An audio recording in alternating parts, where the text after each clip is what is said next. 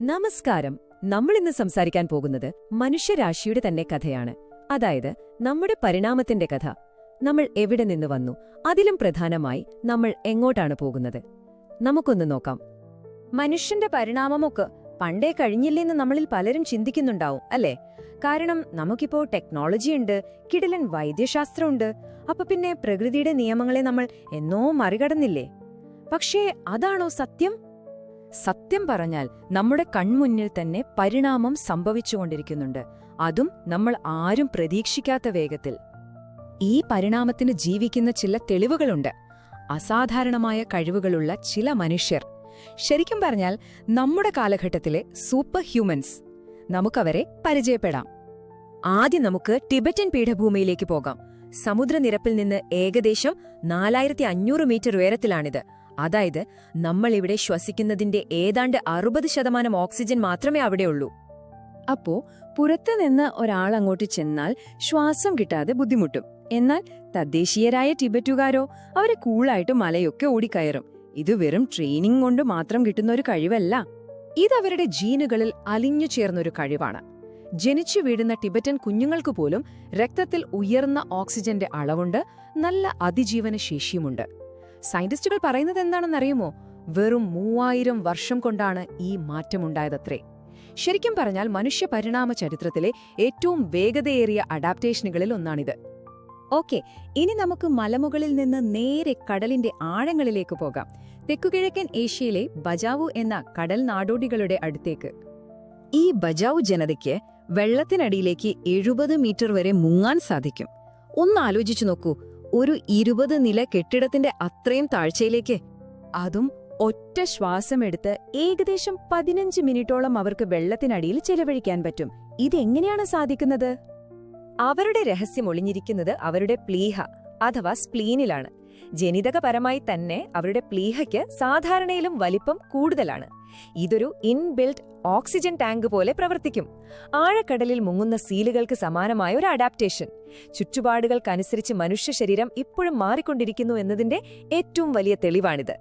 അപ്പോ പരിണാമം സംഭവിക്കുന്നുണ്ട് എന്ന് നമ്മൾ കണ്ടു. ഇനി ഇത് എങ്ങനെയാണ് സംഭവിക്കുന്നത് എന്ന് നോക്കാം. എന്താണ് ഈ മാറ്റങ്ങൾക്ക് പിന്നിലെ ശാസ്ത്രീയമായ നിയമങ്ങൾ? ഇതിന്റെ അടിസ്ഥാനം നമ്മൾ സ്കൂളിലൊക്കെ പഠിച്ച പ്രകൃതി നിർദ്ധാരണം അഥവാ നാച്ചുറൽ സെലക്ഷൻ തന്നെയാണ്. വളരെ സിമ്പിളായി പറഞ്ഞാൽ, ഒരു പരിസ്ഥിതിയിൽ ഏറ്റവും നന്നായി അതിജീവിക്കാൻ കഴിവുള്ളവർ മാത്രം നിലനിൽക്കുകയും അവരുടെ ആ കഴിവുകൾ അടുത്ത തലമുറയിലേക്ക് കൈമാറുകയും ചെയ്യുന്ന ഒരു പ്രോസസ്സ്. ഇതൊരു 4 സ്റ്റെപ്പ് പ്രോസസ്സാണ്. ആദ്യം ഒരു കൂട്ടം ആളുകളിൽ പലതരം വ്യത്യാസങ്ങൾ ഉണ്ടാകുന്നു. പിന്നെ ഓക്സിജൻ കുറവ് പോലൊരു പാരിസ്ഥിതിക വെല്ലുവിളി വരുന്നു. അപ്പൊ ആ സാഹചര്യത്തെ മറികടക്കാൻ കഴിവുള്ളവർ മാത്രം അതിജീവിക്കുകയും അവർക്ക് കൂടുതൽ കുട്ടികൾ ഉണ്ടാവുകയും ചെയ്യും. അങ്ങനെ ആ ഗുണകരമായ സ്വഭാവം പതിയെ പതിയെ ആ സമൂഹത്തിൽ മുഴുവൻ വ്യാപിക്കും. ഈ ടിബറ്റുകാരും ബജാവു ജനതയും ഒറ്റപ്പെട്ട ഉദാഹരണങ്ങളൊന്നുമല്ല. ഏകദേശം 7000 വർഷങ്ങൾക്ക് മുൻപ് യൂറോപ്പിലെയും ആഫ്രിക്കയിലെയും ചില സമൂഹങ്ങളിൽ മുതിർന്നവർക്ക് പാല് ദഹിപ്പിക്കാനുള്ള കഴിവ് പരിണമിച്ചുണ്ടായി. കാരണം അവര് പശുക്കളെ വളർത്താൻ തുടങ്ങിയിരുന്നു. അപ്പോൾ പരിണാമം ഒരു തുടർക്കഥയാണെന്ന് വ്യക്തമല്ലേ? പക്ഷേ ഇന്ന് കഥയില് ചെറിയൊരു ട്വിസ്റ്റുണ്ട്. മനുഷ്യന്റെ കണ്ടുപിടുത്തങ്ങൾ, പ്രത്യേകിച്ചും മെഡിക്കൽ സയൻസ്, ഈ പുരാതനമായ കളിയിലെ നിയമങ്ങളെ എങ്ങനെയാ മാറ്റിമറിക്കുന്നത്? പണ്ടുകാലത്ത് പകർച്ചവ്യാധികൾ, പ്രസവ സമയത്തെ അപകടങ്ങൾ, ക്യാൻസർ, ചെറിയ പരുക്കുകൾ പോലും ആളുകളുടെ ജീവൻ എടുത്തിരുന്നു. ഇതിനെയൊക്കെ അതിജീവിക്കാൻ ജനിതകപരമായി കഴിവുള്ളവർക്കേ അടുത്ത തലമുറയെ കാണാൻ യോഗമുണ്ടായിരുന്നുള്ളൂ.